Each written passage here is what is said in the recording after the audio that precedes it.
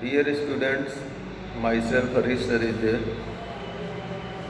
Yesterday we studied about the deep water. In consequence of yesterday reading, we shall read today further. Now see.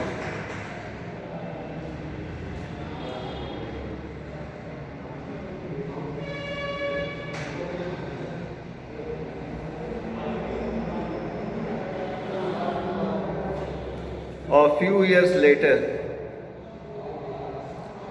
I came to know the water of cascades. लेखक कहता है कि कुछ वर्षों के उपरांत मुझे जलप्रपातों के बारे में पता चला. I wanted to get into them. मैं वहाँ जाना चाहता था, देखना चाहता था.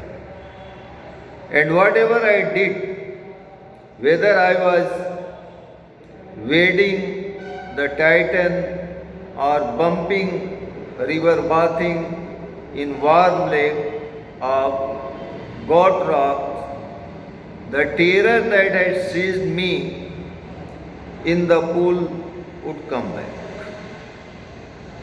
चाहे वो टाइटन नदी में चलना हो या उफनती हुई झील में को पार करना हो, कहता है कि I wanted to end whether I did, whether I was wading the Titan और बम्पिंग रिवर और bathing in warm lake of goat rock.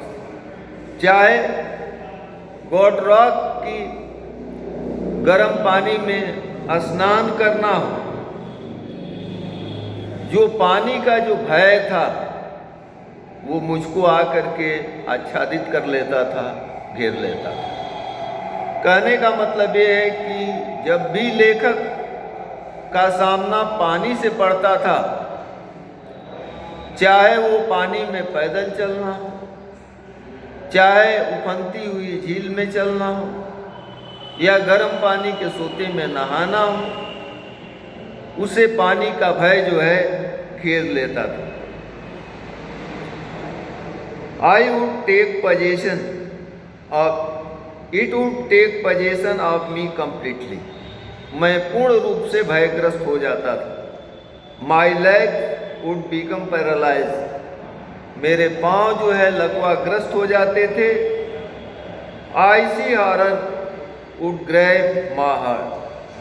और एक सर्द आतंक मेरे दिल को जकड़ लेता था.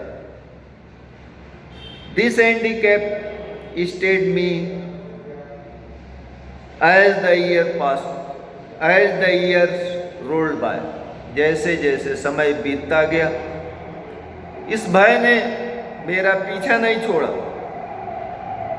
इन कैनोज ऑन मैन लैक्स फिशिंग, चाहे वो छोटी नौका में बड़ी बड़ी मछलियां पकड़ने का मामला हो या bass fishing in New Hampshire, या न्यू हैम्पशायर में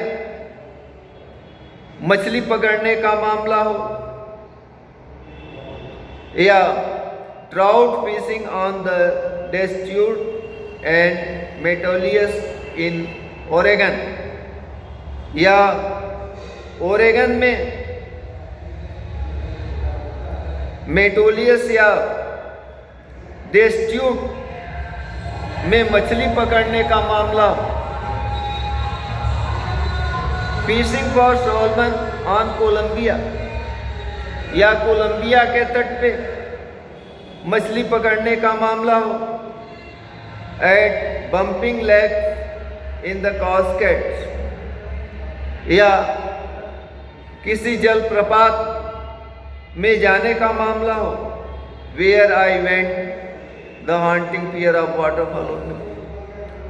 जहाँ भी मैं गया, इस भय ने, पानी के भय ने मेरा पीछा नहीं छोड़ा.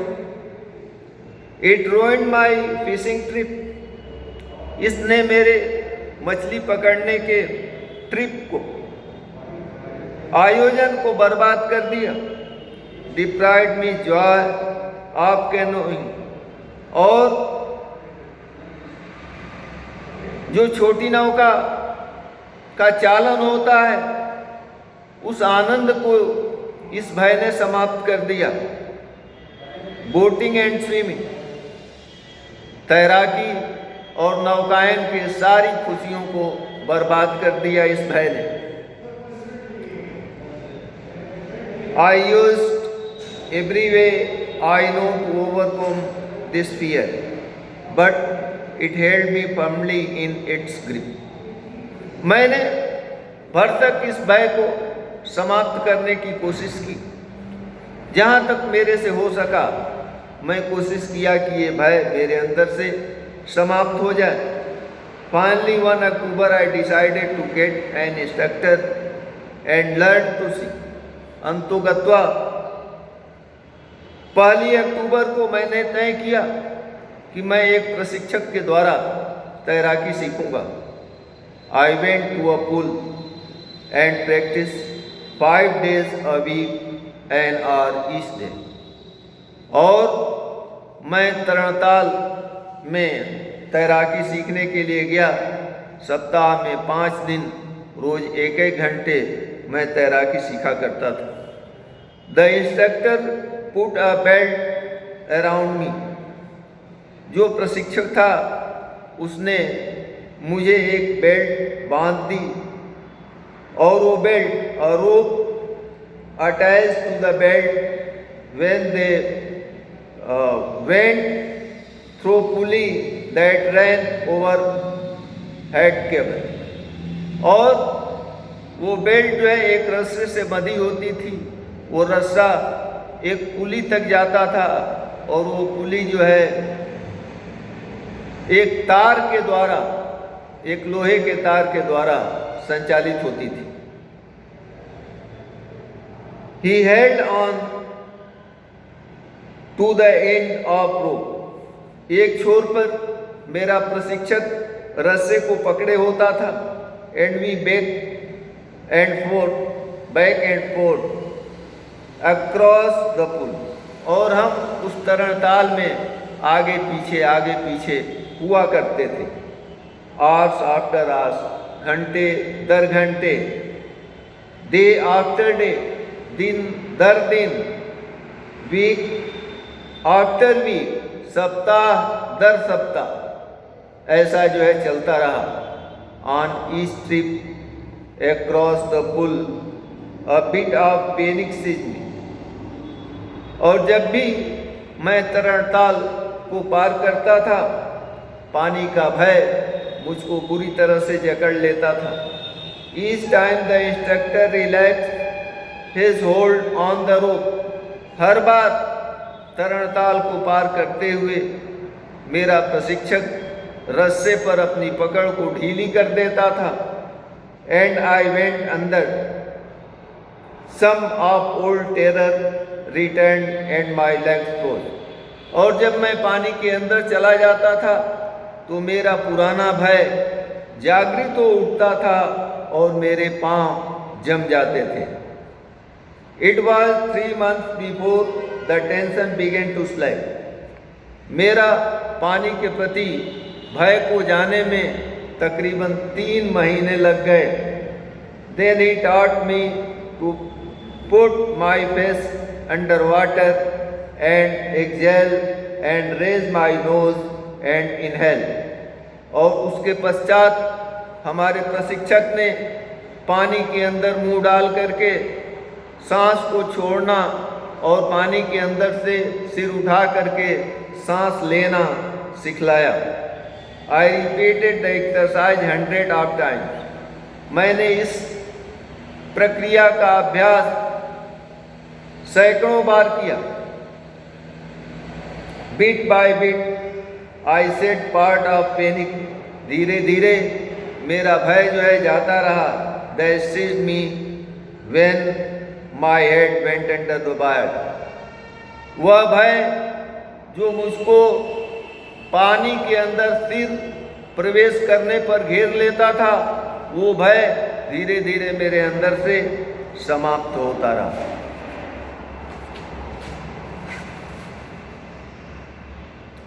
Next he had me at the side of pool and had me kicked with my leg.